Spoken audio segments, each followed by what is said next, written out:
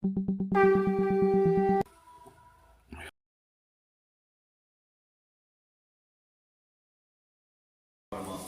पूज्य पाद श्री बरदा परम पूज्य वर्तमान आचार्य श्री दादा के श्री चरणों मेरा कोटि कोटि प्रणाम। यहाँ उपस्थित अधर्यु दादा और सभी गुरु भक्तों माताओं बहनों बच्चों को मेरा हार्दिक जय गुरु। जय गुरु। अभी आप लोग भजन सुने, अभी बिटिया ने गाया कि जिनकी प्रतिमा इतनी सुंदर वो कितना सुंदर होगा। देखिए ठाकुर जी भगवान के बारे में है कि वो कितने सुंदर हैं प्रतिमा, लेकिन हम लोगों को दिखाई नहीं देते हैं सुंदर, इसलिए कि हमारे आंख पे जैसा सुंदरता रहेगा हमारे दिल में जैसा रहेगा वैसे ही दिखाई देंगे भगवान। हम दृष्टि है लेकिन क्या देखते हैं, इसी के लिए तो हम गुरु करते हैं। अभी दादा ने कहा, अभी इन्होंने भजन गाया, सब लोगों ने भजन गाया, तो भगवान क्यों नहीं सुंदर दिखाई देते? क्या रावण को राम नहीं सुंदर दिखाई दिए? वो तो भगवान बोले कि बहुत तपस्या करते थे रावण, तो उनको राम में नहीं दिखाई दिए। ये भावना की बात है, हमारी भावना, हमारा इमोशन, हमारा सेंटीमेंट, हमारा लगाव, हमारी चंचलता। एक बार ठाकुर जी के पास एक सज्जन आए, बोले कि ठाकुर जी अध्यापक थे आप एक तरफ से, जैसे आप बोले ना, तो अध्यापक लोग आए थे, 2 लोग कलकत्ता से, और हरियाणा दादा लेके आए थे उनको। तो बोले ठाकुर जी ये इमोशन, सेंटीमेंट, ये चंचलता, ये हमारे अंदर है, ये सब कैसे कंट्रोल करेंगे इसको? वही बात देखिए, हम कंट्रोल करेंगे तब भगवान सुंदर दिखाई देंगे। ठाकुर जब इष्ट चलन राख में ना तोड़ दुर्गति, दुर्गति सब दुर्ग हुए आन बे जय उन्नति। यदि इष्ट का चलन हमारे अंदर नहीं आएगा तो इष्ट सुंदर नहीं दिखाई देंगे। तो उन्होंने बोला कि ठाकुर ये इमोशन, सेंटीमेंट और ये चंचलता दिमाग की, ये कैसे कंट्रोल करें? ठाकुर जी कहे कि वैसे ही कंट्रोल करेंगे जैसे आग को कंट्रोल करती है। आग जलती है, आग को कैसे कंट्रोल करती है?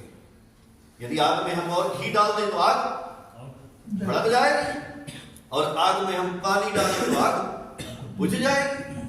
आग को, स्रोत को कंट्रोल करना है। तो हमारे जीवन में यदि वैसी बात हो रही है, इमोशन आ रहा है, चंचलता आ रही है, और ये सब जो हो रहा है, सेंटीमेंट आ रहा है, बहुत चिंता हो रही है, ये सब वही आग का काम है, इसको कंट्रोल करना है। तो कैसे कंट्रोल करेंगे? ठाकुर जी बोले, इसीलिए मैं बार बार बोलता हूं कि आचार्य देवो भव, आचार्य के पास आपको जाना पड़ेगा।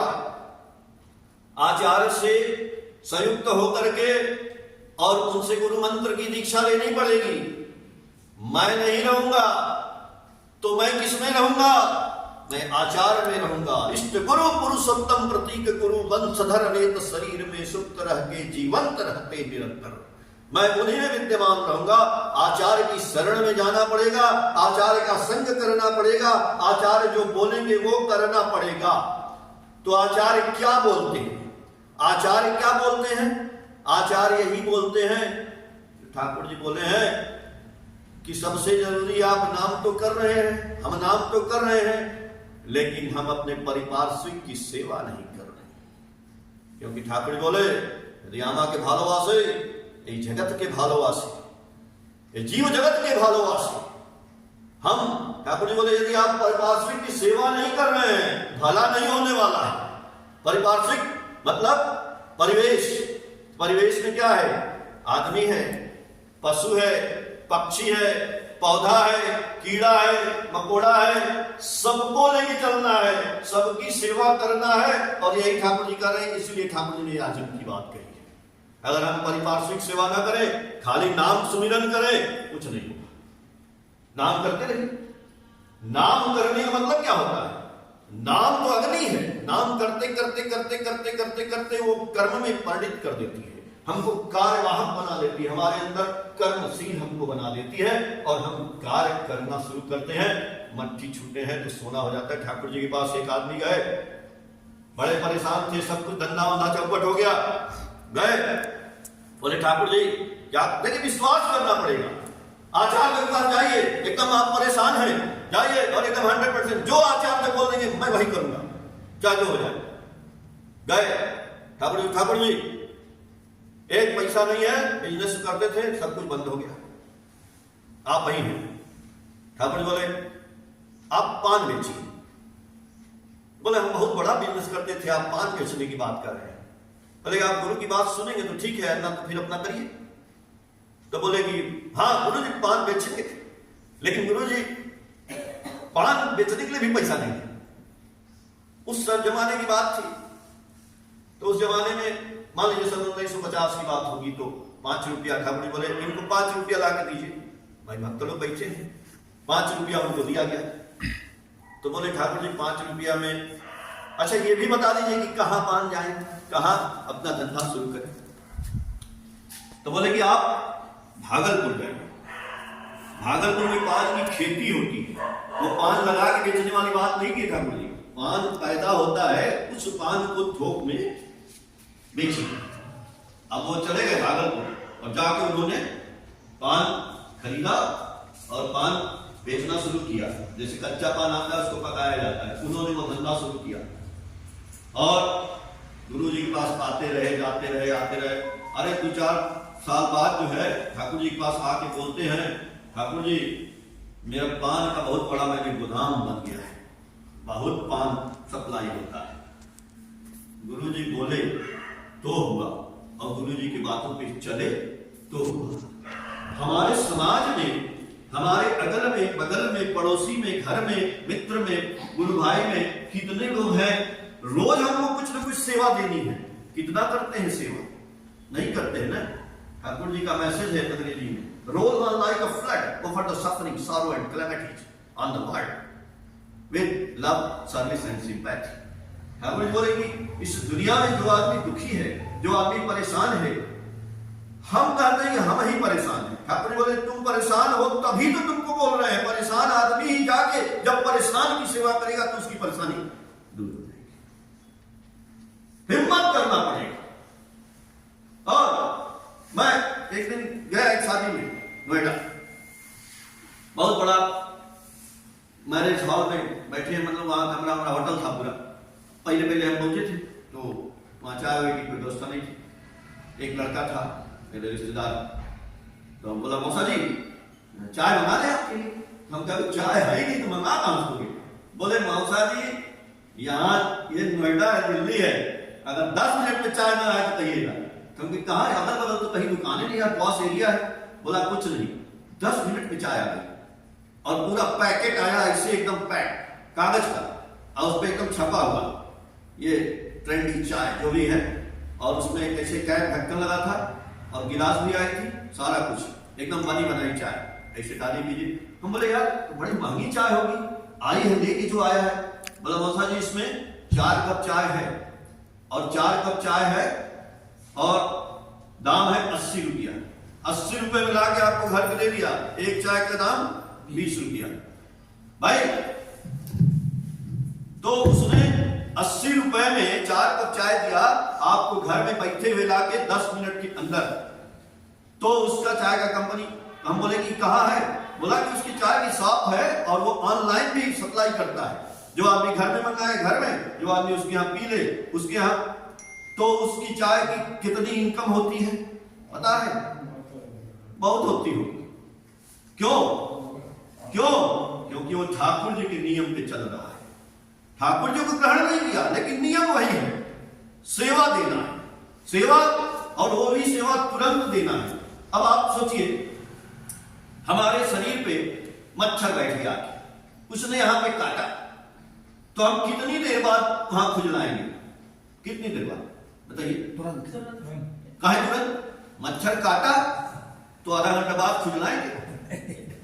तुरंत खुजलाएंगे। भैया शरीर पे जब मच्छर काट दिया तो ऐसे झट मर गया बेचारा। तो भैया जब आपके जीवन में कोई काम मिला तो देर में काहे करेंगे? तुरंत करना है। Time is tight, wait for none. ये जो मौका मिला है सेवा करने का ना, ये जीवन जो मिला है मनुष्य का ना, ये जीवन खत्म हो जाएगा। आज अभी मैं समाचार मोबाइल पे आया, बिहार में जमुई के पास 12 मालगाड़ी के डब्बे नदी में गिर गए। सीमेंट से बोरी लदी आ रही थी, गिर गए, सारा ट्रेन बंद है उधर की लाइन। अभी हो गया 12 बजे रात को घटना, अब जितना आदमी जा रहा है पूरा रेल लाइन बंद है। तो कब क्या हो जाएगा? आप अपने शरीर में कष्ट होता है तो तुरंत खुजला लेते हैं, तुरंत कर, लेकिन किसी के लिए काम करना है, चाहे अपना ही काम, देर क्यों करते हैं? अगर स्वस्तैनी लिए हम लोग, स्वस्तैनी में भी ठाकुर जी का नियम है कि जो भी काम दिमाग में आए उसको तुरंत करिए, टालिए नहीं, तुरंत करिए। और कुछ भी ठाकुर ने जब तक हम लोगों के लिए नहीं प्रयास करेंगे हमारा दुख दूर होने वाला नहीं है।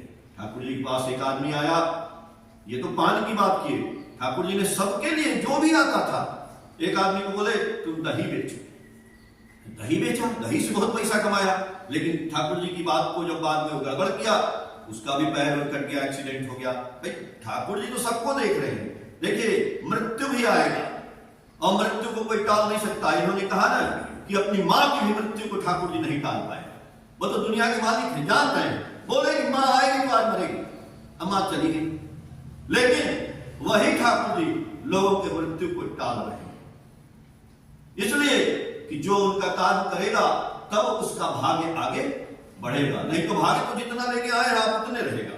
उस भाग्य में बदलाव तभी संभव है जब हम गुरु जी के काम पे आगे बढ़ेंगे। तभी गुरु जी के पास एक आदमी इसी काम करता था, तो बहुत प्रसन्न हुए गुरु जी। तो गुरु जी उसके बारे में जाने कि आदमी की मौत है भाई, 2-4 साल में ही मर जाएगा। अब ये तो ब्रह्मा लिखे हैं, उसको कैसे टाल देंगे? लेकिन ब्रह्मा से भी पड़ेगा, ब्रह्मा तो आप बोलते हैं गुरु ब्रह्मा गुरु विष्णु, यही ब्रह्मा है। तो उन्होंने कहा कि मैं ही लिख दिया हूं तो मैं कैसे इसको मिटाऊं, लेकिन मैं इसको मिटाऊंगा यदि ये कुछ करेगा। तो कुछ करने के लिए देखिए भगवान से बड़ा भक्त। और कैसे क्या होता है, उन्होंने उससे कहा भाई तुम मेरे पास बैठे रहते हो, मेरी बात मान लो यार, कुछ एक काम कर दो मेरा। बोले अरे गुरु जी आप बोलेंगे हम करेंगे नहीं? बिल्कुल करेंगे गुरु जी। तो बोले कि क्या करें गुरु जी? भाई तुम ना, अब उनकी मतलब हो गया था 50-60 साल उम्र थी, मान लीजिए हमारे उम्र के नहीं होंगे।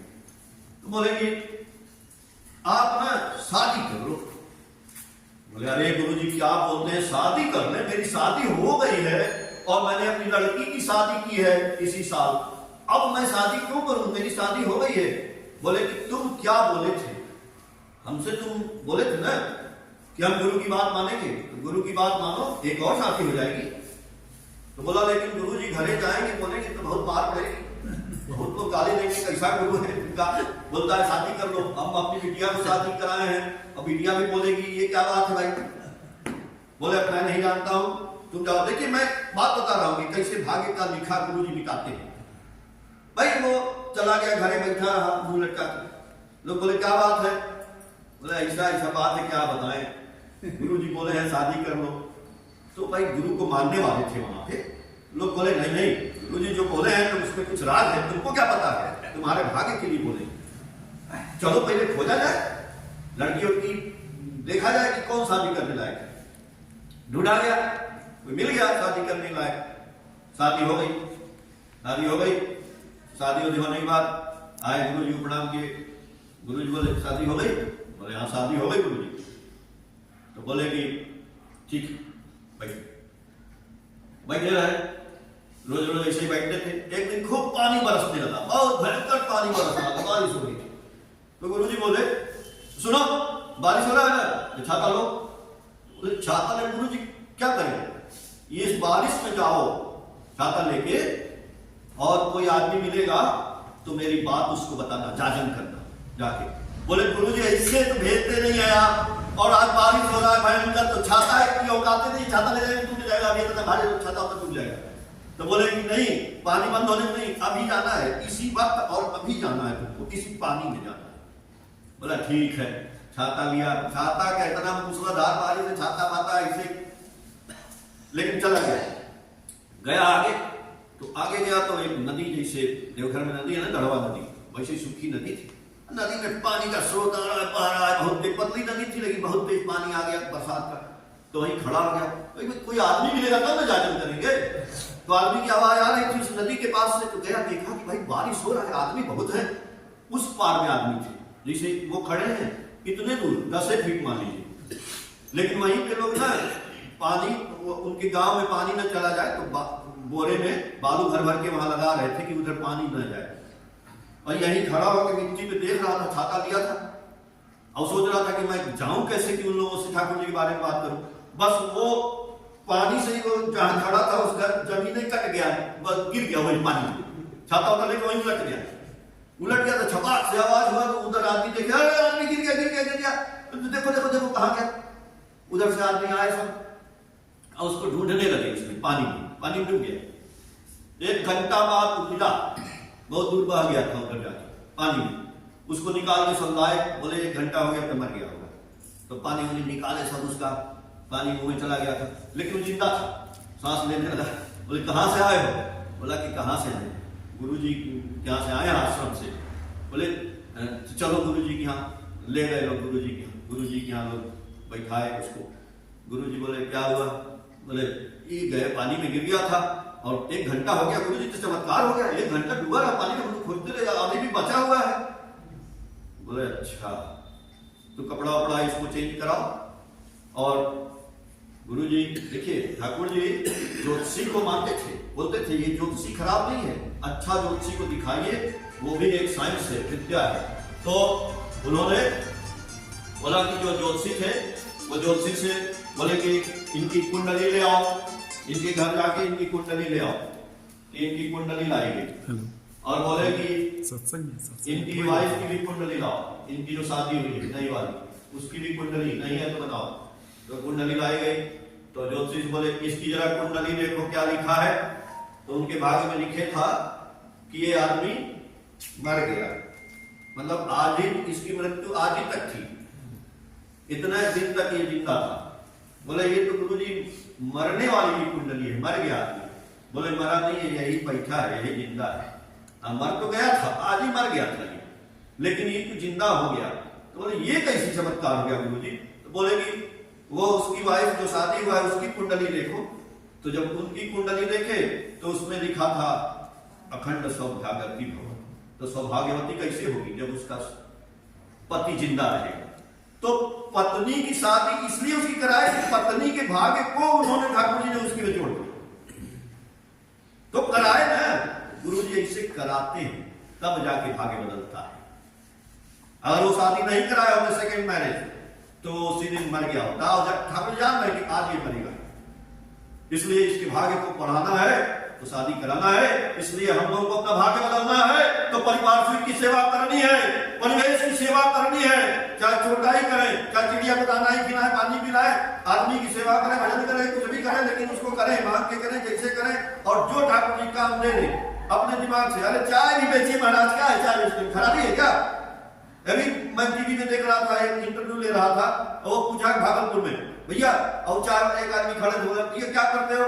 बोला मैं चाय बेचता हूँ। बोले चाय बेचते हो? बोले कितना बेचते हो? बोला चाय दिन भर में 2000 गिलास बेचता हूँ। अब 2000 गिलास में कितना काम हो गया? 10 रुपया से 20,000 हुआ ना। 20,000 रुपया खाली चाय बेच के कमा रहा, क्या कमाएंगे हम लोग? कोई भी इंजीनियर लोग नहीं कमाएंगे। तो आपके अंदर शक्ति है महाराज, आप क्यों भूलते हैं? स्वामी विवेकानंद विदेश में गए, इतना किताब लेकर जाते थे लाइब्रेरी, इतना किताब लाते थे और सब किताब पढ़ के ले जाके और सुबह लाते थे, शाम को लाइब्रेरी में उनके बाद ये लो किताब हम पढ़ लिए। बोलता है कि बड़े बेवकूफ को कहां से आएगा? भारत से, हिंदुस्तान से। ये पढ़ लिए, खाली लाते हो, हम रखे और तुम ले जाओ, पढ़ना वढ़ना नहीं है। एक किताब पढ़ नहीं पाओगे, 10 किताब ले गए, पढ़ लिए। स्वामी विवेकानंद बोले अरे हम सब पढ़े हैं, आप महाराज पूछिए तो मैं आपको एक एक पन्ना बता दूंगा। उसने किताब खोली, बोले पृष्ठ संख्या इतना पर क्या लिखा है? स्वामी विवेकानंद ने सारा बता दिया। बोले तुम जादू जानते हो क्या? बोले जादू नहीं, सब है आपके अंदर भी, वही शक्ति है आपके अंदर भी। अरे जब एक आदमी टेस्ला का मालिक हो सकता है, फिर भाई अंबानी कमा सकते हैं आप, तुम एक अनल कण हो, केवल अनुकूल हवा, लेकिन पाकर उड़ जा सकते छप्पर तक, अंबर तक आग लगा सकते। थकिए नहीं, वही चिंगारी आपके अंदर है जो आग लगाती है, बस छप्पर पे पड़ने वाली है। गुरु जी का नाम का सहारा मिला है, आगे बढ़ जाइए, आंख बंद करके एकदम, और नहीं समझ में आता है आचार्य के पास जाइए, पूछिए और उनसे जो है सलाह लीजिए, उस सलाह पे चलिए। जय ठाकुर।